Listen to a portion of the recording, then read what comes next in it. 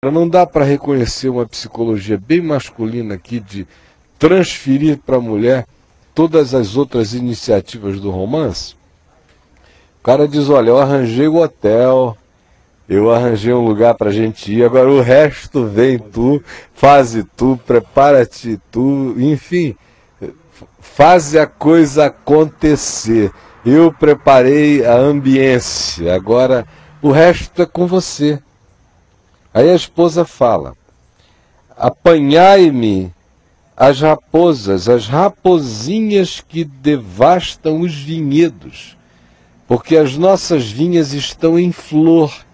Olha, uma outra psicologia da mulher é estar sempre atenta ao fato de que mesmo na hora dos romances mais deliciosos, das circunstâncias mais favorecedoras, ela nunca se desliga do fato de que existem adversários do amor. Existem as raposinhas que podem querer comer as videirinhas, as flores das videiras, as videiras que estão se abrindo, as uvas que estão chegando. Ela verifica o perigo de que aquela coisa que é tão preciosa seja devastada. Ou seja, mesmo no meio do romance mais profundo, ela não se desliga da periculosidade da existência em relação a boicotar o significado daquilo que para ela é tão importante. O meu amado é meu e eu sou dele. Agora vamos contar quantas vezes procede da mulher a declaração de amor, de que ela sabe que você é dela e que ela é sua, ou de que ela é sua e que você é dela. Não vem, na maioria das vezes, das mulheres? A minha pergunta é, tem que ser assim? Ou será que conjugalidade não implicaria na identidade, na expressão natural de igualdade, de declarações de amor, de ela me procura e eu a procuro, ela prepara as coisas para mim e eu preparo para ela? Olha, que a gente está lendo aqui uma psicologia de alma de 3.000 anos de idade. E as coisas já eram assim num contexto bíblico em que supostamente o homem é um fidalgo. Mas mesmo na fidalguia da Bíblia, a gente ainda encontra esse certo desnivelamento entre a propositura feminina, que é muito mais intensa, até no falar, no declarar, no fazer, no preparar, em relação à do homem. Eu sou do meu amado e ele é meu. Ele apacenta o seu rebanho entre os lírios. Ela valoriza o trabalho dele. Antes que refresque o dia e fujam as sombras, volta, amado meu, porque senão o cara entra pela noite. Antes que escureça, aparece. Antes que o sol se ponha, chega. Faze-te semelhante ao gamo, já que você salta tanto, pula tanto, é tão ágil, seja ágil para voltar para casa, por favor. Ou faze-te como o filho da gazela sobre os montes escabrosos. Você tem toda essa habilidade, então use-a agora para retornar para nossa casa antes que o sol se ponha. De noite, no meu leito, busquei o meu amado, o amado da minha alma, busquei-o e não o achei. Nesse dia aqui ela esperou e o cara não apareceu. Estava lá no trabalho, estava na hora extra, estava saltando em alguns outeiros por aí, e ela tateava a noite toda, cadê ele, e o cara não chegava. Agora veja se não parece frequentemente com o que acontece à mulher, as mulheres que não desistiram de serem almas femininas puras e límpidas e segundo Deus, e é aquilo que nós, cabras machos não senhor, frequentemente fazemos em relação a elas sem razão, sem justificativa. Busquei-o e não o achei. E ela diz, levantar-me-ei, pois, e rodearei a cidade pelas ruas e pelas praças. De quem é que vê essa preocupação? De saber como ele está, porque ele não chegou. Buscarei o amado da minha alma. Busquei-o, e agora outra vez ela diz, e não o achei. Saiu, buscou e não o achou. Encontraram-me os guardas que rodeavam pela cidade. Então lhes perguntei, vistes o amado da minha alma? Agora a minha pergunta é, se fossem guardas femininas na cidade, os homens perguntariam, vocês viram a amada da minha alma? Sem chance. É como a mulher é extremamente mais franca quanto a ser como um cofre fechado e a não ter nenhuma vergonha de declarar o amor dela para qualquer outro homem, qualquer outra pessoa em relação a quem ela ama, ao amor da vida dela. Verso 4 prossegue dizendo, mal os deixei os guardas, e encontrei logo o amado da minha alma que estava por ali na escuridão da noite. Agarrei-me a ele e não o deixei ir embora. Que é um negócio meio triste, né? Que o cara tem que ser resgatado.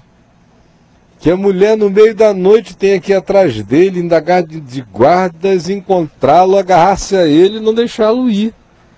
Até que o fiz entrar em casa da minha mãe. A fissura dela por ele era tão grande que ela disse, olha, vamos dar uma entradinha na casa da mamãe. Porque eu vou te pegar em algum canto da casa da minha mãe. E na recâmara daquela que me concebeu, vamos entrar no quarto da mamãe, que ela não está aí agora. Isso aqui, se não fosse a alma das mulheres, minha gente, vamos ser honestos, o mundo não teria chegado até aqui. Não teria chegado até aqui. Nós, cabras machos não senhor, teríamos feito um filho em cada bucho. As famílias não saberiam a quem pertenceriam. A todos os sentidos de agregamento, de valor, de familiaridade, de continuidade, estariam mortos e acabados.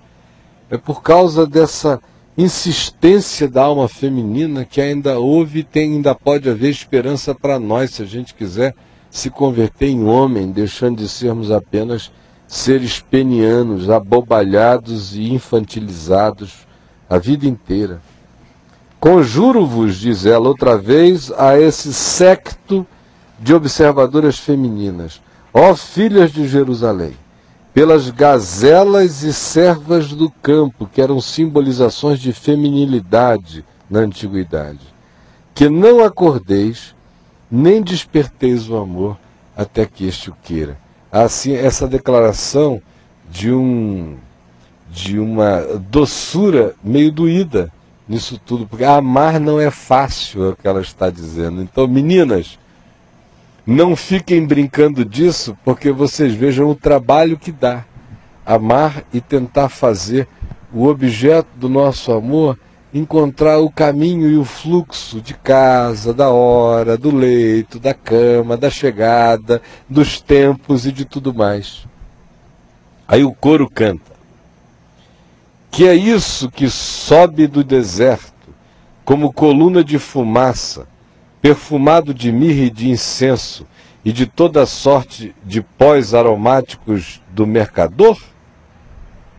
É uma pergunta. Aí olha a resposta. É a liteira de Salomão. 60 valentes estão ao redor dela, dos valentes de Israel. Todos sabem manejar a espada, e são destros de guerra. Cada um leva a espada à cinta, por causa dos temores noturnos. O rei Salomão fez para si um palanquim de madeira do Líbano. Fez-lhe as colunas de prata, a espalda de ouro, o assento de púrpura, e tudo interiormente ornado com amor pelas filhas de Jerusalém, porque Salomão não tinha dedicação de amor exclusivo, era por quem fosse bela ele botava na rede. Saí, ó filhas de Sião, e contemplai o rei Salomão com a coroa com a qual a sua mãe Batseba o coroou no dia do seu desposório, que não foi de um só, foi de muitas, no dia do júbilo do seu coração. Isso aqui é mais uma razão para mim para afirmar o fato de que o objeto do amor dessa mulher não é o rei Salomão. É de fato esse indivíduo que não carrega essas qualificações, nem essa pompa, nem essa circunstância, nem nada disso.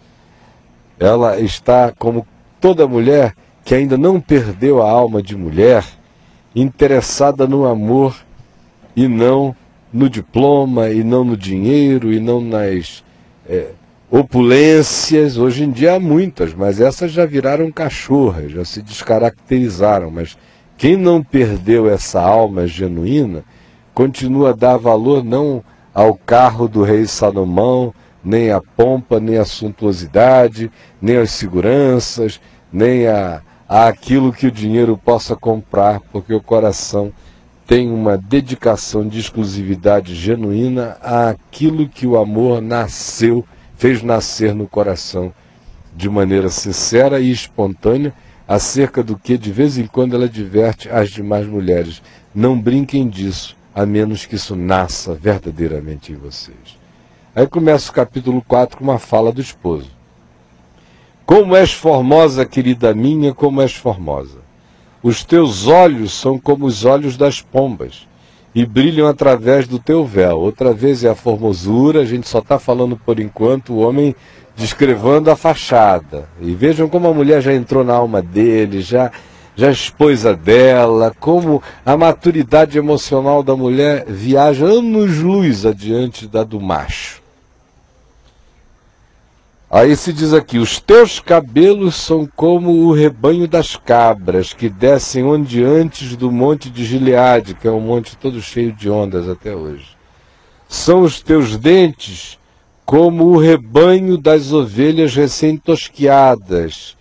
Não faltam dentes nela, ele está apreciando a dentadura, bonita, límpida, escovada, que sobem do lavadouro, e das quais todos produzem gêmeos e nenhuma delas há sem crias. É uma linguagem para dizer todos os teus dentes estão perfeitos. É uma outra apreciação masculina. Banguela, não. Bem macha, não, senhor. Os teus olhos são como um fio de escarlate, e a tua boca é formosa. Ai, que boca! Ai, que lábios! As tuas faces, como a romã partida, vermelhinha de um lado e do outro, brilham através do véu que na antiguidade se usava. O teu pescoço é como a torre de Davi, edificada para arsenal. 1000 escudos pendem dela, são os adereços, o colar com os adereços todos pendurados, né? Mas o cara está observando isso. Todos os broquéis dos valorosos. Ele olha para a mulher dele e pensa assim numa torre imponente. Os teus 2 seios, se ela tivesse um só, ele já estava olhando para o outro lado, os teus 2 seios são como 2 crias gêmeas de uma gazela que se apacentam entre os lírios. Mas olhem, a fala é ainda toda exteriorizada. Não tem elemento interior, não tem viagem para o lado de dentro. Aí a esposa fala curtinho aqui. Antes que refresque o dia e fujam as sombras, irei ao monte da mirra e ao outeiro do incenso. No meio do dia ela está pensando em ficar cheirosa para ele. Veja que essa coisa do aroma mexe com um elemento mais profundo do que só a estética das visualidades. Ela quer mexer, quer marcá-lo com a aromaticidade que se vincule à alma dele, não apenas vinculada à imagem dela, mas à pessoa dela. Aí o esposo de novo continua falando, e olha o que ele exalta nela. Tu és toda formosa, toda. Querida minha, em ti não há defeito, mas é tudo lá de fora. É a fachada. Alguém está se enxergando aqui? Ou aí no chat alguém já se enxergou? Já falou alguma coisa? Já tem cabra macho falando alguma coisa? Né? Tem umas reflexões aqui. Né? Não há defeito. Vem comigo do Líbano, noiva minha, vem comigo do Líbano, olha do cume de Amana, do cume de Senir e do Monte Hermon, dos covis dos leões, dos montes dos